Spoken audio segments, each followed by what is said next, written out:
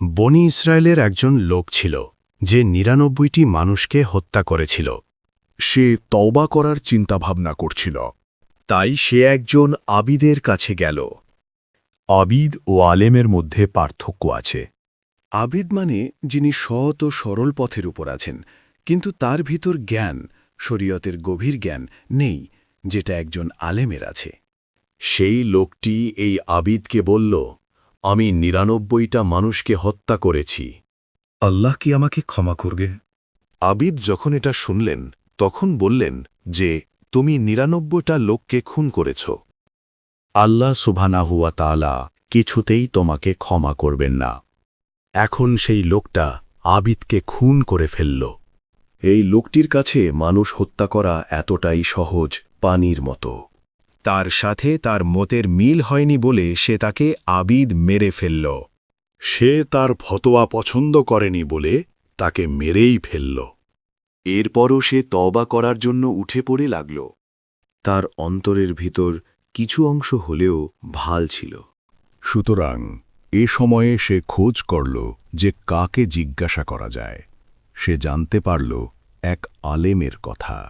সে সেই আলেমের কাছে গেল এবং বলল, আমি ১০০টা মানুষকে হত্যা করেছি। আল্লাহ কি আমাকে ক্ষমা করবেন?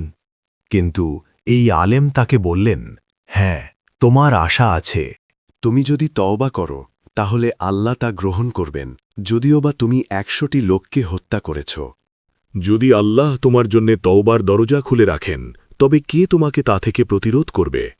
যদিও বা এই লোকটি ১০০টা মানুষকে হত্যা করেছে, আল্লাহ তার তওবা করাতে খুশি হবেন। কিন্তু আলেমের ফতুয়া এখানেই শেষ হয় না। তিনি আরও বলেন, তোমাকে এই শহরের ছেড়ে অন্য জায়গায় চলে যেতে হবে। এইটা হলো খারাপ একটা শহর। আমি চাই যে তুমি এই শহর ছেড়ে অন্য শহরে যাও, যেখানে এমন সব লোকেরা রয়েছে যারা আল্লাহর ইবাদত করে, ফলে তুমি তাদের সাথে ইবাদত করতে পারবে। আলেম বুঝতে পেরেছিলেন যে এই লোকটি যতক্ষণ এই শহরে থাকবে ততক্ষণ পর্যন্ত সে পাপ কাজ করতেই থাকবে, যদিও বা সে তওবা করে। কারণ সে খুন করার প্রতি আকৃষ্ট হয়ে গেছে, ঠিক একজন ড্রাগ অ্যাডিক্টের মতো। যতক্ষণ পর্যন্ত একজন নেশাগ্রস্ত ব্যক্তি সেই একই পরিবেশ, একই সঙ্গ, একই গ্রুপের মধ্যে থাকবে, যদিও বা সেই ব্যক্তি তওবাও করে, তারপরও সে একই কাজ করতে থাকবে। তাকে পরিবেশ বদলাতে হবে, কারণ তার চারপাশের সবকিছু সেই নেশার সাথে সম্পর্কিত। যখনই ড্রাগ ডিলার, যার কাছ থেকে সে ড্রাগ কিনত, তার সাথে সাক্ষাৎ হলে সেটা ড্রাগের কথা মনে করিয়ে দেবে। যে বন্ধুর সাথে নেশা করা হতো, তার সাথে দেখা হলে ড্রাগের কথা মনে পড়বে। একই ঘটনা ঘটে যারা মদ খায়। তারা পাপ দেখলে, মদের বোতল দেখলেই মদ খাওয়ার কথা মনে পড়ে। তাই এসব থেকে দূরে থাকতে হলে এসবের পরিবেশ থেকে দূরে থাকতে হবে। সে কারণেই আলেম সেই খুনিকে বললেন তার শহর থেকে চলে গিয়ে অন্য শহরে ভালো লোকদের সাথে আল্লাহ সুবহানাহু তাআলার ইবাদত করতে। ভালো লোকদের সংস্পর্শে থাকলে সেটা আপনাকে ভালো কাজ করতে অনুপ্রেরণা যোগাবে। বিপরীতভাবে খারাপ সঙ্গে থাকলে সেটা আপনার পতন ঘটাবে। মোহাম্মদ সাল্লাল্লাহু আলাইহি ওয়াসাল্লাম বলেন, যদি তুমি একজন কামারের পাশে বসে থাকো, তবে তোমার গা দিয়ে কামারের মতো গন্ধ বের হবে। আর যদি তুমি সেই লোকের পাশে বসো যে কস্তুরি বিক্রি করে, তাহলে তুমি তার সুবাস কিছুটা শোষণ করে নেবে। অর্থাৎ, যদিও বা আমরা একটি কাজের সাথে জড়িত নাও থাকি, কিন্তু ওই পরিবেশে থাকার কারণে আমরা সেই গন্ধটা নিজের মধ্যে নিয়ে নেব, সেটা আমাদের অনিচ্ছা সত্ত্বেও হবে। তাই আমাদের উচিত সর্বদা ভালো মানুষের সংস্পর্শে থাকা। পরিবেশের একটা বিরাট প্রভাব এসব ক্ষেত্রে আছে। তাই সেই আলেম তাকে তার শহর থেকে অন্য শহরে যেতে বলেছিলেন। তার কথা মতো সেই লোক অন্য শহরের দিকে রওনা দিল। কিন্তু আল্লাহর ইচ্ছে মাফিক সেই লোকটি সেই শহরে পৌঁছানোর আগেই মারা গেল। যখন সে মারা গেল, তখন মৃত্যুর ফেরেশতারা তার রূহ কবজ করার জন্য আসলেন। যখন একজন ভালো লোক মারা যায়, তখন রহমতের ফেরেশতা তার রূহ কবজ করতে আসেন, আর যখন একজন খারাপ লোক মারা যায়, তখন শাস্তির ফেরেশতা তার রূহ কবজ করতে আসেন। কিন্তু যেহেতু এই ক্ষেত্রে পরিস্থিতি পরিষ্কার ছিল না, তাই দুই ধরনের ফেরেশতাদের দলই আসলেন তার রূহ কবজ করার জন্য। এবং সেখানে একটা বিতর্ক জন্ম নিল। শাস্তির ফেরেশতা বললেন, এই লোক আমাদের, কারণ সে এখনও তওবা করেনি, কবুল হয়নি। তার সদিচ্ছা ছিল, কিন্তু সে সেখানে অন্য শহরে পৌঁছতে পারেনি। রহমতের ফেরেশতা বললেন, না, সে তওবা করেছে এবং সে সেই শহরে যাওয়ার জন্য রওনা দিয়ে দিয়েছে। তো দুই দলের ফেরেশতারাই বিতর্ক করছিল যে কারা সেই ব্যক্তির রূহ নিবে।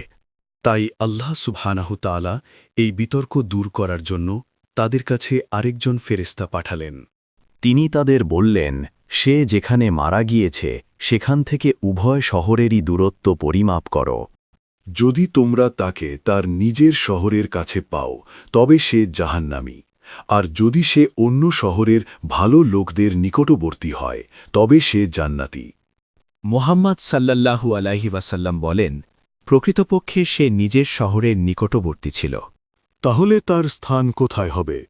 জাহান্নাম।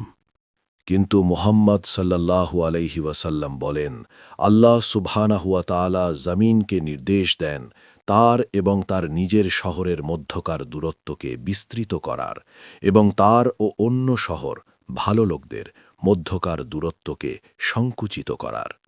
অর্থাৎ তার দেহ মনে হবে ভাল শহরের কাছে, কিন্তু সে মারা গেছে নিজের শহরের কাছে। যখন ফেরেশতারা মাপতে আসলেন, তখন তারা সেই ব্যক্তিকে অন্য শহরের ভালো লোকদের দিকে নিকটবর্তী রূপে পেলেন এবং আল্লাহ সুবহানাহু তাআলা তাকে ক্ষমা করলেন এবং তাকে জান্নাতবাসী করলেন। সুবহানাল্লাহ। সহি বুখারি, হাদিস নং 3470, বই নং 60-এর 137, USC MSA web, English reference, সহি বুখারি, ভলিউম 4, বুক 55, হাদিস 676। আল্লাহ যদি চাইতেন তাহলে তিনি ওই ব্যক্তিকে ভাল শহরের নিকটে মৃত্যু দিতে পারতেন, কিন্তু তিনি তা করেননি। তিনি কেন তাকে তার নিজের শহরের দিকে বেশি নিকটবর্তী করে মৃত্যু দিলেন? কারণ তিনি আমাদের দেখাতে চেয়েছেন যে তিনি কতটা আগ্রহের সাথে ওই ব্যক্তিকে ক্ষমা করতে চান। আমাদের শুধু আল্লাহ সুবহানাহু ওয়া তাআলার কাছে ক্ষমা চাইতে হবে, তওবা করতে হবে, কিন্তু সেই তওবা হতে হবে মন থেকে, পুনরায় সেই পাপ না করার দৃঢ়তা নিয়ে। আল্লাহ আমাদেরকে সঠিক পথে রাখুন।